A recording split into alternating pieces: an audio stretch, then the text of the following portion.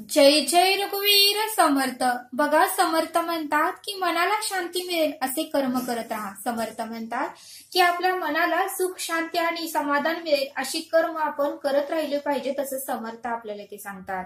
बघा, समर्थ म्हणतात की सगळ्यांचे आपण चांगले करत राहिलं पाहिजे. सगळ्यांचं आपण जर चांगलं करत राहिलो तर आपल्यामधील वाईट गोष्टी आपोआपच कमी होतील. सगळ्यांचंच आपण सगळं चांगलं करत राहिलो तर आपल्यामधील जे काही थोडंफार वाईट गोष्टी आहेत ते आपोआपच कमी होतील असं समर्थ आपल्याला ते सांगतात. आणि म्हणूनच समर्थ म्हणतात की सगळ्यांची मदत करत राहिली पाहिजे. म्हणूनच समर्थ म्हणतात की जे कोणी गरजू आहेत, जे कोणी संकटात आहेत, जे कोणी समस्येत आहेत, ज्यांना खरंच आपली गरज आहे, त्या सगळ्यांची आपल्याला मदत करता आली पाहिजे. बघा, समर्थ म्हणतात की ज्या विहिरीचे पाणी आपण पितो, ज्या विहिरीचं पाणी आपण काढतो, पिकाला घालतो, ज्या विहिरीचं पाणी आपण काढतो, पितो, ती विहीर कधीही कोरडी नसते असं समर्थ आपल्याला ते सांगतात. आणि म्हणूनच समर्थ म्हणतात की जो देत राहतो तो राजा असतो आणि देत राहणाऱ्याला परब्रह्म ईश्वर कधीही कमी पडू देत नाही असं समर्थ आपल्याला ते सांगतात. म्हणून समर्थ म्हणतात की विहीर ही सदैव इतरांना पाणी देत राहते आणि म्हणून ती कधीही अटत नाही असं समर्थ आपल्याला ते सांगतात. ती कधीही कोरडी होत नाही. म्हणून समर्थ म्हणतात की आपल्याकडेही जर उत्तमाचे काही गुण असतील, आपल्याकडेही काहीतरी देण्यासारखं असेल तर आपणही इतरांना देत राहिलं पाहिजे. संकुचित भावना न ठेवता इतरांना उत्तमरित्या कशी आपल्याकडून मदत करता येईल तेवढी देत राहावी असं समर्थ आपल्याला ते सांगतात.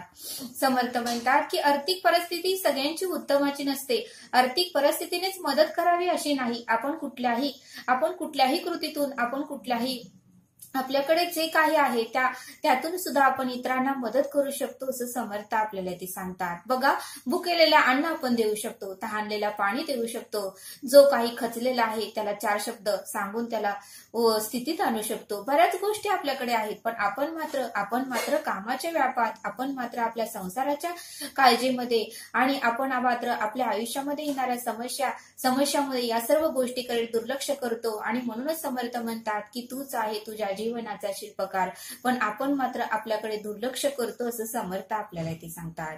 बघा, समर्थ म्हणतात की आपल्या आयुष्यात संकट तर काय येतात. आपण म्हणतो की मी उत्तमाची वागते, मी उत्तमाची करते, मी कधीही कोणाचं वाईट केलं नाही, मी आता जन्माला आल्यापासून मला माहिती आहे मी कोणाचाही तळतळ घेतला नाही, तर माझ्याच आयुष्यात संकट का, माझ्याच आयुष्यात तुफान का, मला सगळ्या समस्याला सामोरे का जावं लागतं. तर समर्थ म्हणतात की तू शक्तिशाली, तुझ्यामध्ये जी शक्ती आहे ती बाहेर काढण्यासाठी परब्रह्म ईश्वर तुझ्याकडे संकट टाकतो. कारण तू जी जिंदगी जगत आहे, तू जे जीवन जगत आहे त्याच्यापेक्षाही उत्तमाचं जीवन परब्रह्माला, ईश्वराला तुला द्यायचं असतं.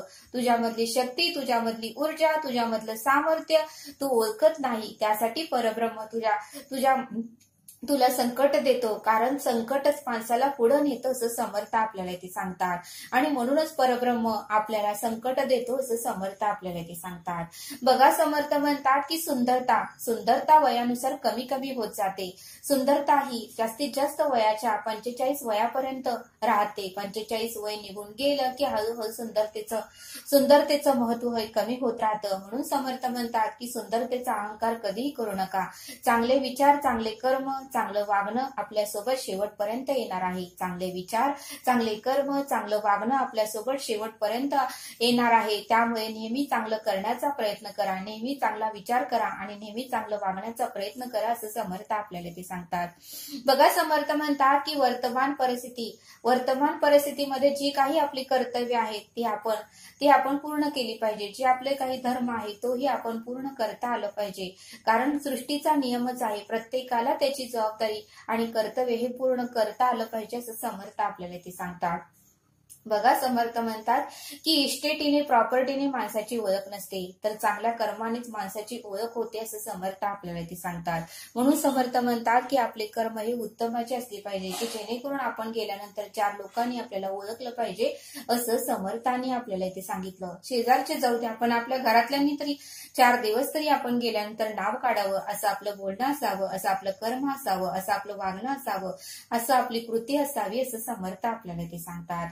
समर्थ म्हणतात की कुठल्याच गोष्टीवर अहंकार करू नका, कुठल्याच गोष्टीवर अहंकार करू नका, आणि जर अहंकार आला तर मशानभूमीत जाऊन या. कोट्याधीश असणाऱ्यांची सुद्धा रांगोळी झाली आहे असं समर्थ आपल्याला ते सांगतात. म्हणून समर्थ म्हणतात की अहंकाराने रावणाचा नाश झाला, अहंकाराने कंसाचा नाश झाला, अहंकाराने कौरवांचा नाश झाला, आपण बघितलंच आहे असं समर्थ आपल्याला ते सांगतात.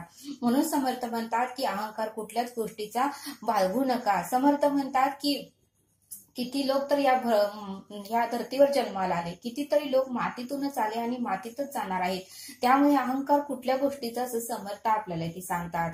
ज्यावेळेस बाटातील पाण्याला विचारलं की तू पाणी सर्वांना गार देतोयस, त्यावेळेस तुला अहंकार येत नाही का? तर बघा समर्थ म्हणतात त्या माटाने खूप छान उत्तर दिलं. तो म्हणला अगोदरच मी मातीचा बनलेला आहे, अजून जर मी अहंकार केला तर मातीतच जाणार आहे, मग अहंकार कशासाठी? असं माटाने सुंदर असं उत्तर दिलं.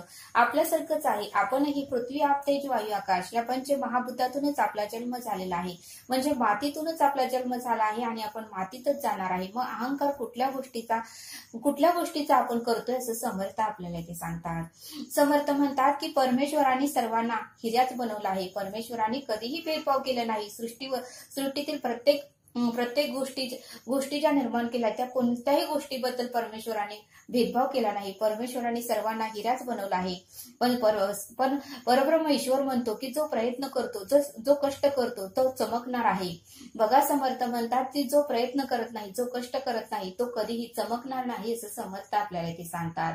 समर्थ म्हणतात की ज्यावेळेस काळाकुट्ट अंधार पडतो त्यावेळेस आपण आकाशाकडे बघितल्यानंतर चांदण्या कशा चमकतात, तसंच आपलंही आहे. प्रत्येकाला परब्रह्माने चमकवण्यासाठी या सृष्टीवर पाठवलेलं आहे. पण कोणी जर प्रयत्न करून चमकतं तर कोणी नेहमी नशिबाला दोष देऊन तसंच आपलं आयुष्य व्यतीत करतं असं समर्थ आपल्याला ते सांगतात. समर्थ म्हणतात की आपलं दुःख त्यांना सांगा की जे ऐकून घेतील. त्यानंतर मात्र समर्थ म्हणतात की आपले दुःख त्यांना सांगा जे ऐकून घेतील. जे आपलं दुःख ऐकून नंतर इतरांना हसून सांगतील अशा लोकांना आपलं दुःख सांगू नका. समर्थ म्हणतात की बऱ्याच लोकांकडे आपल्या दुःखाचं औषध असतं, बऱ्याच लोकांकडे आपल्या दुःखाचं औषध असतं, पण त्याही पेक्षा जास्त लोकांकडे मात्र आपल्या दुःखासाठी मीठच असतं असं समर्थ आपल्याला ते सांगतात. भरपूर लोकांकडे आपल्या दुःखासाठी मीठच असतं. म्हणून समर्थ म्हणतात की अशाच व्यक्तींना आपले दुःख सांगा की जे व्यक्ती विश्वासातली असेल असं समर्थ आपल्याला ते सांगतात. बघा समर्थ म्हणतात की एक पाऊल टाकलं पाहिजे. आपण एक जर पाऊल प्रयत्नाचं पुढे टाकलं तर ईश्वर मात्र आपल्या पाठीशी असतो, पण आपण ते टाकू का नको असं विचार करूनच आपलं आयुष्य वाया घालवतो असं समर्थ आपल्याला ते सांगतात. समर्थ म्हणतात की भविष्याची चिंता करून वर्तमान काळ खराब करू नका, आलेला वर्तमान काळ उत्तमाचा जगा असं समर्थ आपल्याला ते सांगतात. समर्थ म्हणतात की शस्त्र फक्त शरीराला जखम पोहोचवतं, शस्त्र फक्त शरीराला जखम पोहोचवतं, पण हार्ड शब्द आणि त्रासदायक शब्द हे मनाला जखम देतं. म्हणून समर्थ म्हणतात की बोलताना सुद्धा विचार करून बोला की समोरच्या व्यक्तीला दुःख वाटेल का, त्याला त्रास होईल का, त्याला वेदना होईल का असं समर्थ आपल्याला ते सांगतात. बघा समर्थ आपल्याला छोटासा एक बोध सांगतात. समर्थ म्हणतात एक दोन मित्र होते, राहुल आणि संकेत. त्यावेळेस राहुलला प्रश्न पडला. राहुल संकेतकडे आला आणि संकेतला राहुल बोलू लागला की या जगामध्ये अशी कोणी व्यक्ती आहे का तिला बघून आपण जगू शकतो. त्यावेळेस मात्र संकेतने राहुलला एका झाडाकडे नेलं आणि संकेत राहुलला म्हणाला की हे बघ राहुल, हे झाड आहे, या झाडाकडून आपण बरंच काही शिकू शकतो. हे झाड फुलांचं आहे, याची फुलं किती खाली पडली आहेत, पण ते रडतं का?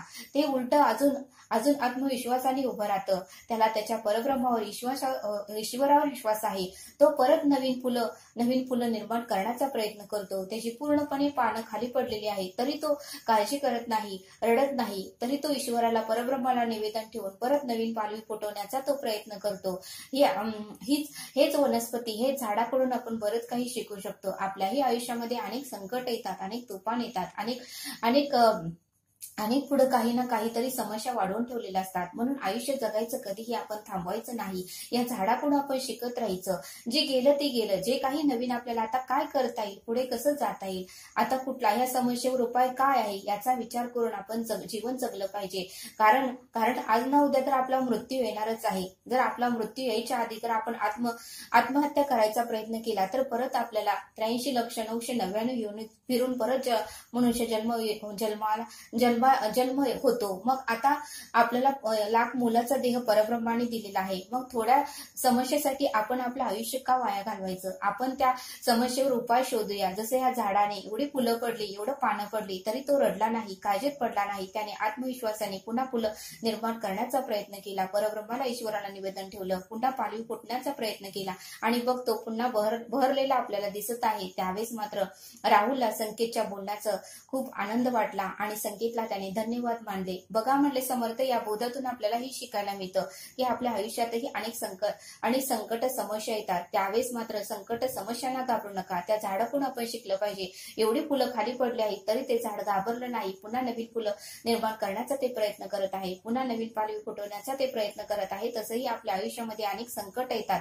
त्यावर मात करून आपण ती संकट समस्या कमी करण्याचा प्रयत्न केला पाहिजे आणि आनंदाने जीवन जगलं पाहिजे आणि आपल्या मनाला शांती आणि समाधान होईल असे कर्म आपल्याकडून घडले पाहिजे असं समर्थांनी आपल्याला इथे सांगितलं. तरी आता आपण इथे थांबू. धन्यवाद. जय सद्गुरू.